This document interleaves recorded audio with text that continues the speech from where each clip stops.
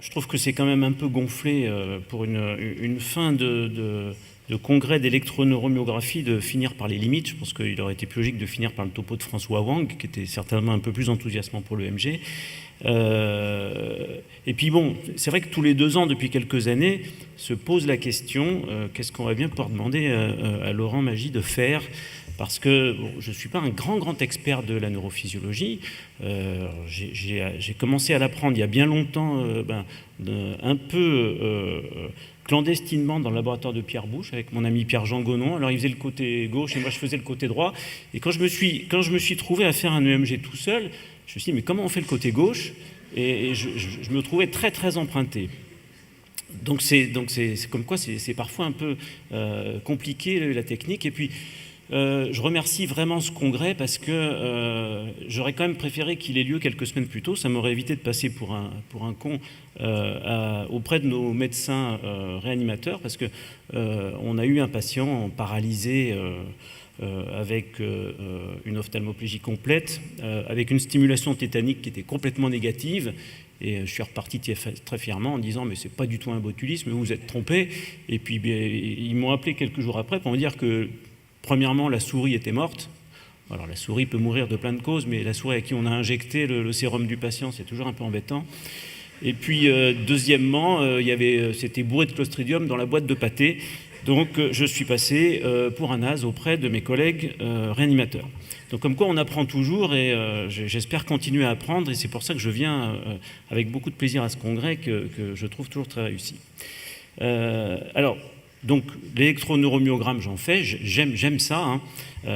J'en fais probablement pas assez. Alors, je vais pas faire un peu une espèce de lamentable coming out comme Manuel Valls disant j'aime l'entreprise. Non, je vais pas dire j'aime l'EMG. J'en fais le mardi matin et vous pouvez venir me voir si vous avez des paresthésies dans les pieds et je vous ferai volontiers un examen. Alors, je vais vous faire un affront terrible, c'est-à-dire je vais repartir d'une espèce de base puisque quand l'EMG touche ses limites, alors à quoi ça sert ? Alors c'est quand même très utile, c'est évidemment un examen qui a plein d'avantages, ça permet de préciser le type anatomique de l'atteinte. Quand on est un petit peu futé, on arrive à savoir si c'est la racine, le plexus ou le nerf. La population de neurones atteints, bien sûr, moteur, sensitif, grosse fibre. La répartition de l'atteinte. Alors, c'est pas si facile que ça, mais entre neuronal et axonal, on y arrive un peu. Le type d'altération nerveuse, myélinique, axonale. Et puis pour les atteintes motrices, bien sûr, nerfs, jonction, muscles, ça c'est quand même un des domaines où l'EMG prend vraiment tout son sens. Et puis la présence de régénération, ça a été dit très bien par Karine à l'instant, c'est-à-dire ça donne des éléments pronostiques qui sont bien sûr d'une importance majeure. Alors les gros avantages, je trouve par rapport à la biopsie qui explore quelques centimètres, c'est qu'avec l'électroneuroméogramme, on explore quand même plusieurs mètres de nerfs, ce qui est quand même assez fantastique. Ça explore plein de types de fibres, ça n'est pas invasif et même apparemment ça serait complètement indolore si on suit les préceptes de Maître Fournier. Alors bien sûr c'est pas toujours si simple que ça d'avoir un EMG complètement indolore, mais vraiment je pense qu'il faut prendre exemple sur ce qui nous enseigne pour rendre cet examen le moins douloureux possible. Il peut être répété à l'envi en fonction de la place des créneaux disponibles dans le laboratoire. Alors l'électroneuroméogramme, il a ses limites évidemment. Puisqu'on m'a demandé de dire quand l'EMG atteint ses limites, je vais en dire quelques mots. Alors il y a quelques limites qui sont des limites anatomiques. Alors on s'en sort quand même, mais pour la région proximale des nerfs, c'est un petit peu difficile quand même. Alors on a bien sûr les potentiels évoqués somesthésiques. Alors évidemment, si vous avez un potentiel sensitif à l'EMG qui est très bas, ça va quand même être compliqué. Et puis on a des techniques, on a appris que la triple stimulation, par exemple, ça pouvait nous montrer des anomalies très intéressantes en proximale. Pour les régions très distales des nerfs, là aussi, on peut être un petit peu embêté par des baisses d'amplitude qui peuvent être dues à des blocs, à des dispersions majeures, comme on voit parfois dans les antimag, à de la perte axonale. Et puis, les régions distales des nerfs sensitifs, ça c'est quand même un problème qui est très très très important. Est-ce qu'il faut tester les nerfs plantaires? Alors les nerfs plantaires, vous savez que techniquement c'est pas toujours très facile. Quand on n'obtient pas le potentiel, on se pose toujours la question, est-ce que vraiment il n'y a pas de potentiel ou est-ce que c'est technique? Les sensitifs aux bagues au niveau des doigts, bien sûr, c'est intéressant parce qu'on explore des régions très distales. Mais il arrive quand même qu'on reçoive des patients qui ont eu un électromyogramme et je suis toujours assez effaré de voir, alors que certains patients ont une sémiologie complètement typique d'une neuropathie sensitive, d'avoir ce type de résultat en disant il n'y a pas de réduction des potentiels moteurs et sensitifs, vitesse normale, donc il n'y a pas d'argument pour une neuropathie périphérique. Alors ça rejoint ce que disait Thierry, je crois, hier, sur la... il y a eu des débats âpres sur la problématique des normes. Évidemment, quand vous trouvez chez un sujet de 35 ans des potentiels sensitifs à 15 sur les sureaux, vous allez dire c'est normal. Oui, mais peut-être qu'ils étaient à 25 ou à 30 6 mois plus tôt. Donc en quoi cet examen permet de dire qu'il n'y a pas de neuropathie sensitive? En rien, tout simplement parce que dans ce type de situation, la clinique est quand même, il faut toujours revenir à la clinique, et ça a déjà été dit à de nombreuses reprises par Andoni tout à l'heure pour neurogène myogène, et je crois qu'un très bon électroneuromyogramme ne doit pas masquer une très mauvaise clinique, et l'inverse est vrai également. Donc il faut vraiment toujours avoir à l'esprit que quand un patient vient avec une plainte sensitive et qu'elle est très systématisée et qu'on a des arguments, surtout avec une hypoesthésie objective, on ne peut pas dire sur un électroneuromyogramme il n'y a pas de neuropathie. Puis bien sûr, la limite principale, et j'y reviendrai dans un instant, c'est le type de fibres qui sont explorables en routine. Ça va être essentiellement les grosses fibres. Alors, une deuxième limite, c'est que l'électroneuromyogramme, ça a déjà été dit un petit peu hier et ce matin, il peine quand même à distinguer les anomalies fonctionnelles des anomalies anatomiques. Alors moi je suis comme vous, c'est-à-dire que j'avais appris il y a quelques années que de façon assez dogmatique qu'un bloc de conduction, hormis ce qu'on appelle pseudobloc, j'aime pas ce mot pseudobloc parce qu'un bloc c'est un bloc, mais en tout cas hormis les blocs liés aux vascularites et à une ischémie aiguë du nerf, j'avais appris de façon très dogmatique que c'était forcément de la démyélisation segmentaire. Et finalement, l'histoire nous a appris que ce n'était pas si simple que ça et qu'il pouvait y avoir des anomalies réellement fonctionnelles avec ce concept de nodoparanodopathie. Et on va voir que la biopsie dans les nodoparanodopathies, c'est très intéressant parce que ça nous a... Alors, ce n'est pas intéressant pour le diagnostic, tellement c'est intéressant parce que ça nous amène à vraiment comprendre ces concepts.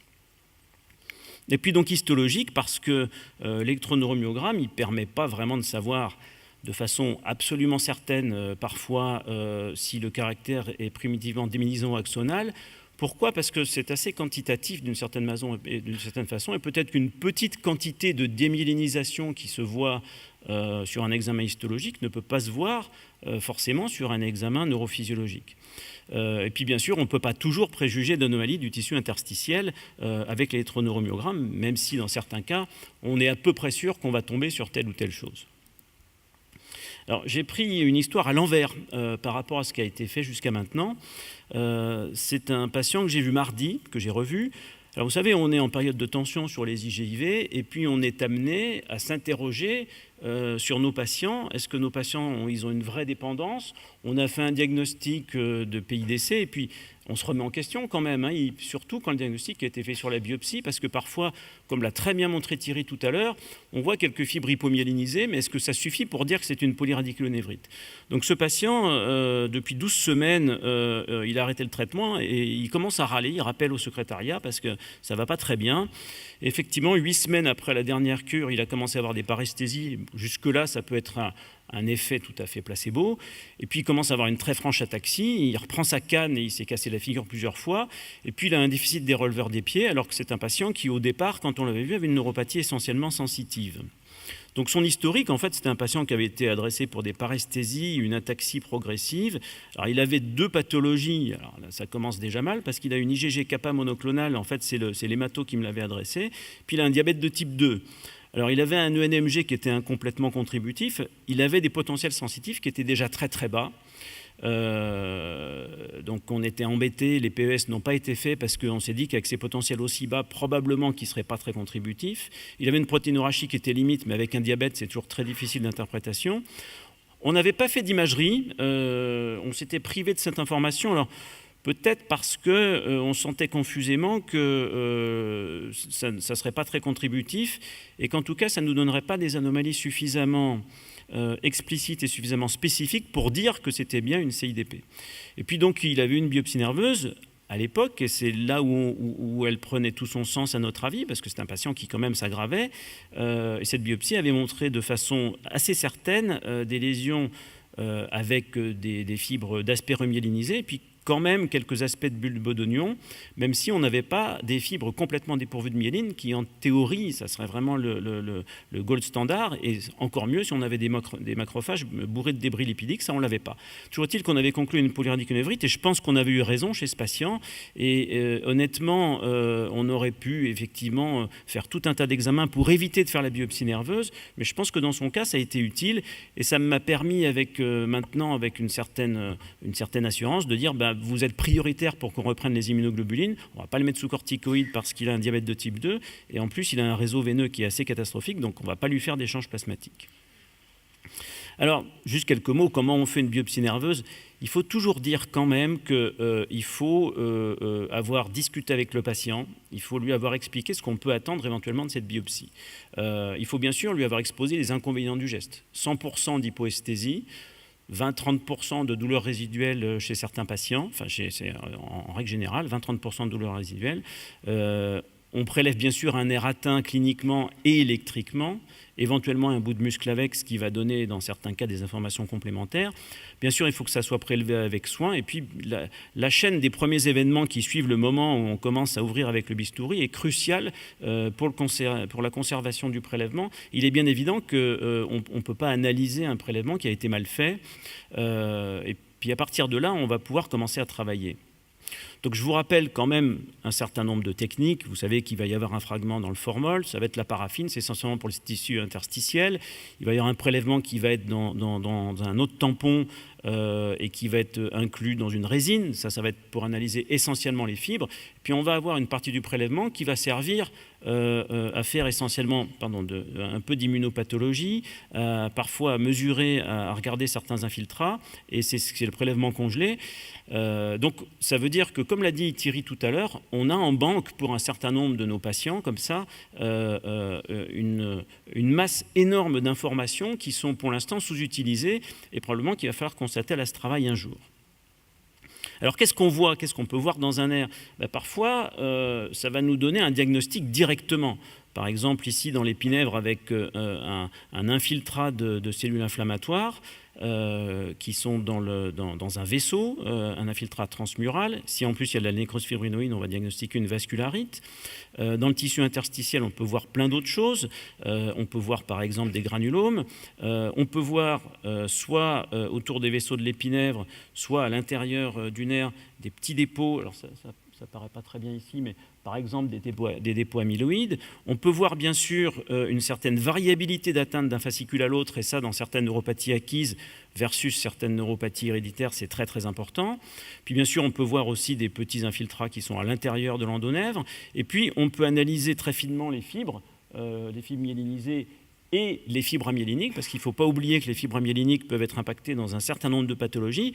Et quand j'ai vu tout à l'heure la biopsie qu'a montré Émilien de son cas d'amylose, la première chose qu'on voit quand c'est un désert comme ça sur les smifines avec quasiment plus de fibres, et surtout ce qui était très important dans ce nerf, c'est qu'il y avait une perte en grosses fibres myélinisées, mais aussi en petites fibres myélinisées. Bien sûr, on ne voyait pas les fibres amyéliniques. Une des premières choses qu'il fallait se dire, c'est que ça doit ou ça peut être de l'amylose.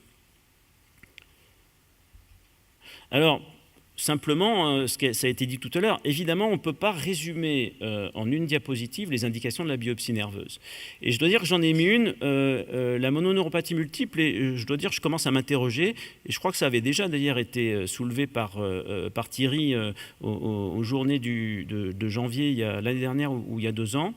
On a eu une patiente dans le service il n'y a pas très longtemps avec une mononeuropathie multiple typique qui évolue sur quelques semaines ou sur 2 mois, douloureuse. nerveuse avec une VSA 100 et des ANCA positifs. Et je me suis posé la question, on l'a biopsié cette patiente, puis je me suis posé la question, je me suis dit finalement pourquoi on l'a biopsiée? Est-ce que vraiment ça nous donne une information capitale et est-ce qu'on n'a pas les éléments suffisants pour dire cette patiente elle a une vascularité ANCA? Ce qu'on n'a pas vu c'est la vascularité, c'est-à-dire qu'on n'a pas vu le tissu dans lequel il y avait l'infiltrat cellulaire, mais je suis de plus en plus persuadé que chez ces patients-là, en fait la biopsie on peut s'en passer et le diagnostic de vascularite, les ANCA étant quand même un marqueur assez spécifique, on peut tout à fait s'en passer. Bien sûr, l'aggravation rapide est une bonne raison de faire la biopsie. Pourquoi? Alors attention, il faut quand même garder à l'esprit que ce n'est pas une bonne raison de faire la biopsie parce qu'on va forcément trouver quelque chose si ça s'aggrave rapidement. C'est une bonne raison de faire la biopsie parce qu'on va avoir intérêt à trouver un traitement rapidement pour que le patient ne s'aggrave pas plus. Mais ce n'est pas pour ça qu'une neuropathie assez indolente, conceptuellement, on ne pourrait pas faire quand même une biopsie nerveuse. Et peut-être qu'on arriverait quand même à identifier une cause. Donc, gardez à l'esprit que cette aggravation rapide, ce n'est pas uniquement pour dire c'est parce que ça fait partie des neuropathies qu'on va trouver, c'est que plutôt ça fait partie des neuropathies qu'on va traiter éventuellement. Bon, les histoires des gammopathies monoclonales, c'est très complexe. Alors, la PIDC suspectée mais non prouvée par les investigations de routine, j'adhère tout à fait à ce qui a été dit, c'est-à-dire que si on a une très bonne électrophysiologie, et Pascal Saintas nous a montré avec brio des petits trucs sur l'excitabilité qui sont très importants à retenir. Bien sûr, les PES, quand on a des potentiels sensitifs qui sont enregistrables, je crois qu'il faut les faire. Et bien sûr, l'imagerie. On n'est pas tous égaux face à l'imagerie, hein, parce que je ne sais pas, dans vos centres, si vous demandez une IRM du plexus, premièrement, est-ce que vous allez avoir un radiologue qui va vous faire bien l'IRM du plexus? Est-ce qu'il va savoir la lire? Quelle va être sa référence pour comparer les images qu'il aura par rapport à des sujets témoins? Ce n'est pas très évident. L'amylose, bien évidemment, amylose TTR, si on suspecte, il ne faut jamais faire la biopsie avant de faire la TTR. C'est une évidence en 2018 et il n'est surtout pas question de dire qu'il faut faire une biopsie nerveuse pour rechercher une amylose TTR. En revanche, il arrive que la biopsie soit faite parce qu'on ne l'a pas évoquée et qu'on tombe dessus, mais c'est simplement parce qu'on n'a pas été assez bon au départ. Mais il reste aussi les amyloses AL, qui sont une pathologie qui est aussi importante et qui va impacter aussi le pronostic de façon majeure. Dans les neuropathies héréditaires, ça a été dit un peu par Tania ce matin, il y a certains cas où finalement on a un panel, on trouve des choses, et puis parfois on nous dit, mais finalement, est-ce que la biopsie ne pourrait pas aider à comprendre un peu mieux? Là encore, c'est un dialogue avec le patient, parce que l'enjeu, il n'est pas thérapeutique, hein. L'enjeu, c'est d'avoir un diagnostic. Donc ça, c'est pour la biopsie, et vous voyez que finalement, vous avez des situations qui sont des situations clés, la symétrie, l'évolution rapide, où on va aller à la biopsie nerveuse. Et dans la plupart des neuropathies dont a parlé Thierry ce matin, il y a quand même un certain nombre de cas où on fait encore des biopsies, mais bien évidemment, sur une neuropathie sensitive très indolente, on a arrêté d'en faire, mais probablement que comme on a du matériel en banque, si je puis dire, il va falloir y revenir dans quelques temps.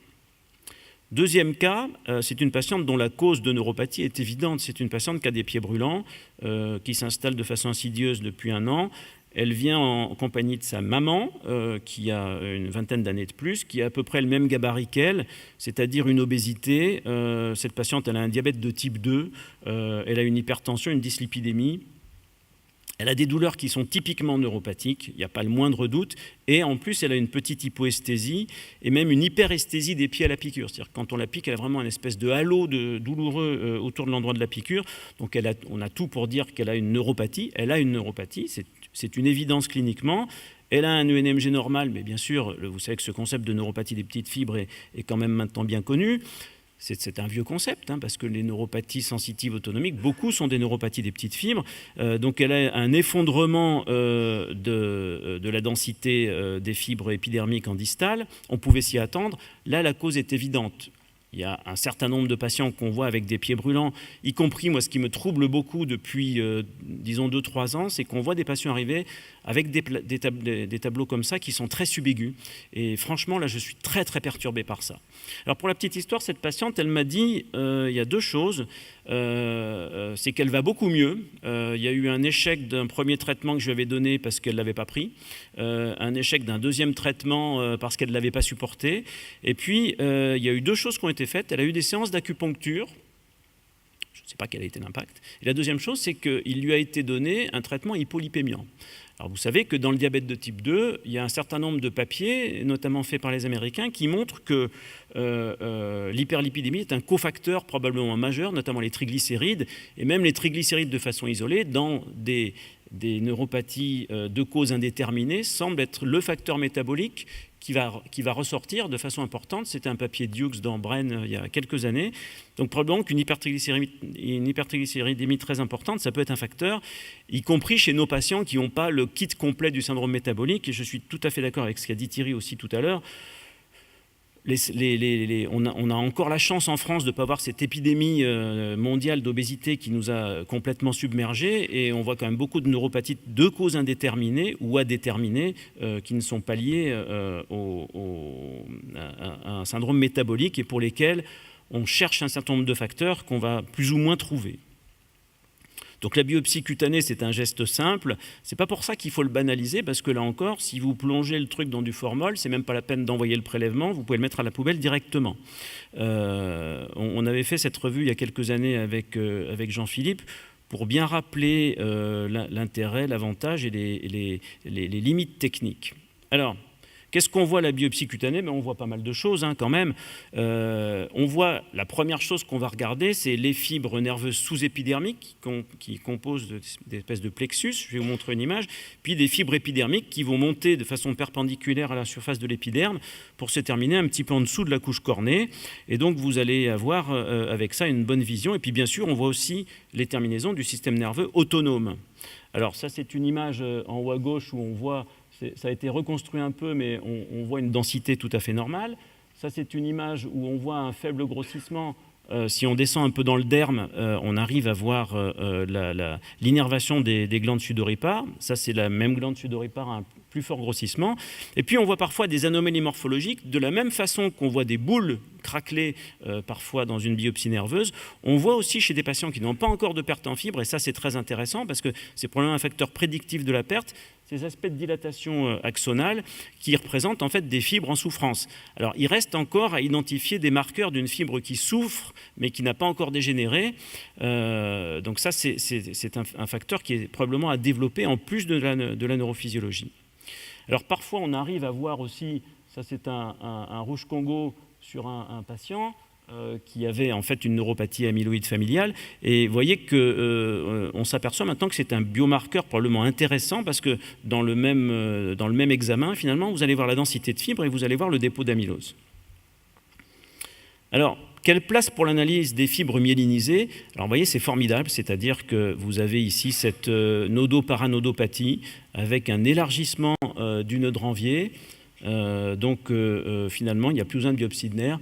Eh bien non, parce que si vous avez, pour vous réveiller un petit peu, ben non, ça c'est chez le diabétique.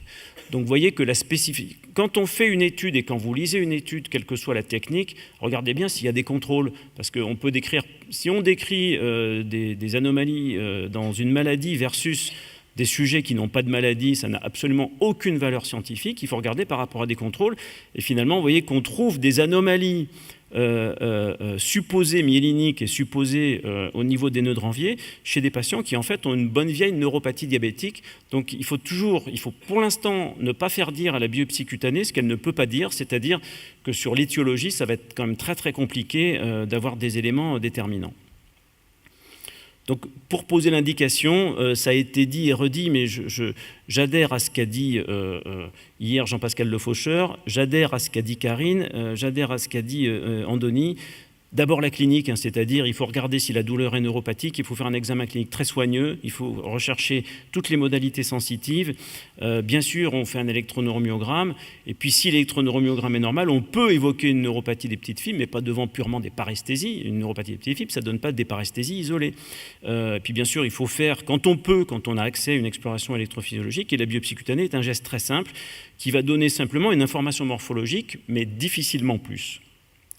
Alors, bien sûr, si la neuropathie des petites fibres est confirmée, ça peut amener à un bilan étiologique. Et dans les patients qu'on voit, globalement, on est un peu comme dans les neuropathies axonales sensitives.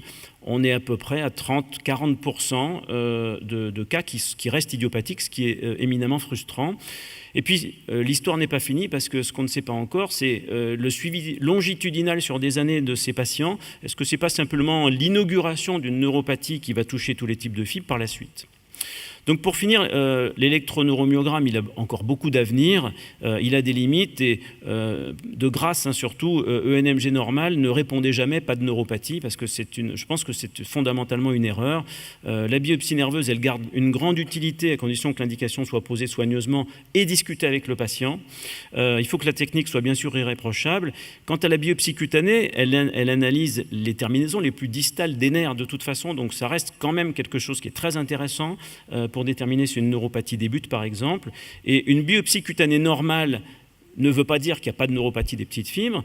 Et à l'inverse, une biopsie cutanée anormale ne veut pas dire qu'il y a une neuropathie des petites fibres. Une biopsie cutanée normale ne veut pas dire qu'il n'y en a pas. Donc, toujours revenir vers la clinique parce que sinon, on va faire des conclusions erronées dans beaucoup de cas. Je m'arrête parce que sinon, je pense que j'ai déjà dépassé.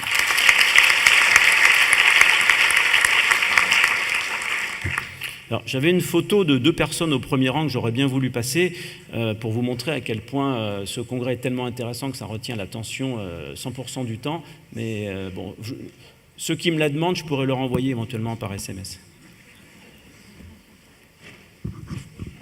Merci beaucoup de cette présentation qui replace effectivement l'intérêt de la biopsie cutanée dans notre avenir très proche maintenant. Mais la question qu'on peut se poser, est-ce que tous nos centres ont un égal accès à toutes les explorations dont nous avons parlé au cours de tous ces jours ? Non, mais bien sûr. La question, c'est quel est le kit minimal dans les neuropathies des petites fibres, hein. La biopsie cutanée, ça voyage, hein, donc c'est pas très compliqué. Il suffit de mettre ça dans un flacon avec du PFA et il n'y a pas besoin qu'il y ait 50 centres en France qui le fassent. De la même façon qu'un fragment de nerf, ça voyage aussi. Il n'y a pas besoin qu'il y ait 50 centres qui fassent et qui interprètent des biopsies nerveuses. Tania ? Qui font de la biopsie cutanée là, et qui l'analysent, ils ont regardé les patients hémochromatoses. Alors, tu sais, parce que c'est une très bonne question parce que j'ai pensé tout à l'heure de ce que me disait Thierry. Moi, j'ai observé, alors c'est pas beaucoup, hein, mais au moins 3-4 patients qui avaient des hémochromatoses et qui avaient des neuropathies de cause indéterminée par ailleurs et qui n'avaient pas d'autres facteurs étiologiques. Et je me suis beaucoup interrogé. J'ai pas vu de série dans la littérature, j'ai rien vu de très très convaincant, mais je pense que ça serait quelque chose à explorer. Ouais. Parce que c'est mal exploré, ils ont des douleurs. Probablement qu'on pourrait même regarder s'il n'y a pas des dépôts. Tu vois, des dépôts, des choses de fer comme ça, dans au moins la biopsie cutanée, peut-être, je sais pas. Parce je pense que ça ne serait pas très compliqué à faire.